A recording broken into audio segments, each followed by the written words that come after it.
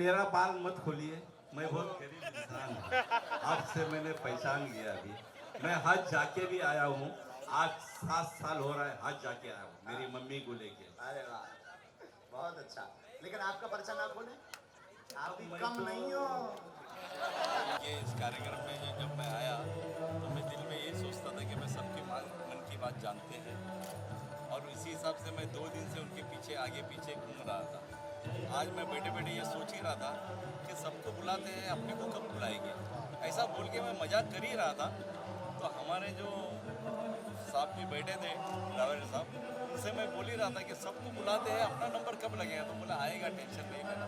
उतने में आवाज़ आई गई, बोले बाबू खान जी आप उठिए और जो मन की बात आप वो बोल रहे हो वो मैं आपको बताऊंगा। तो मैं बोला साहब जी आपने तो मेरी पूरी मन की बात सुन ली है। अब उसी से मैंने जान लिया कि उनको हर बात की कोई कनेक्शन है, वो हकीकत है, और वो उस हिसाब से कोई शंका नहीं है। मुझे भी उनसे दिल आ गया कि जब मेरी बात उन्होंने मान लिए तो मुझे लगता है कि इनका हर काम सच है।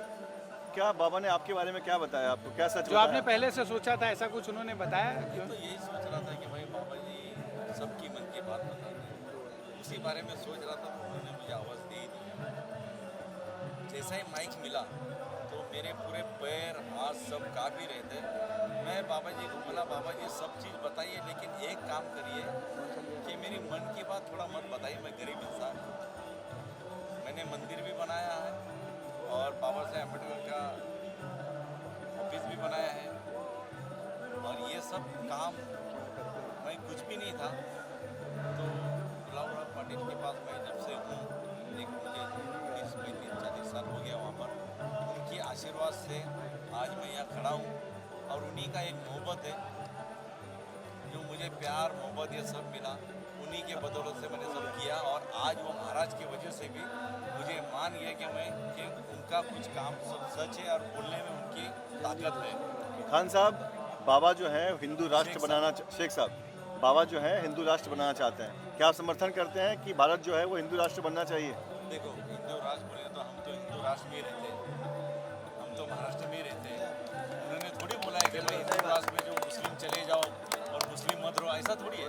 ये हिंदू राष्ट्र होना चाहिए और उसमें तो हम रह रहे हैं, उससे कोई दिक्कत नहीं है। और हमारे अमरनाथ में तो आज तक में इतना बड़ा हुआ, लेकिन कभी दंगा नहीं हुआ, कभी ना कोई मुस्लिम से कभी लफड़ा हुआ, ना कोई हिंदू के इधर लफड़ा हुआ। हम जब संदल निकालते हैं तो मेरे इधर तो कितने हिंदू जब आते हैं तो कभी ऐसा मुझे लगा नहीं है। और जब उनके इधर कुछ फंक्शन रहता है तो मैं उनके मंदिर में जाता हूँ, तो मुझे कभी ऐसा नहीं लगा कि बाबू भाई आप नहीं आइए, कभी नहीं लगा ऐसा अमरनाथ में। क्या वजह रही आपको यहाँ पे आने की? मतलब यहाँ आपने पर- अचानक आया, कोई बुलाया था कि कैसे? क्योंकि आप गुलाब राव जी के साथ रहते हैं, तो क्या इन्होंने आपको इनवाइट किया था कि आना चाहिए आपको वहाँ देखना? कुछ नहीं, 15 दिन से हमारा काम चालू था। उन्होंने ये बताया कि भाई सबकी मन की बात जानते हैं बाबा जी। तो आपके मन की बात जाना उन्होंने? उन्होंने मेरी मन की बात ऐसा है कि मैं बैठे बैठे मैं जब बोल ही रहा था कि सबको तो बुला रहे हैं, हमको क्या बुलाएंगे। हाँ। आज 50 घंटा हो गया, 50 घंटे के बाद आज उन्होंने मेरे को बरोबर उन्होंने, और मैं हंस ही रहा था ये बात से, हाँ। तो उन्होंने बताया बहुत हंस रहे हैं।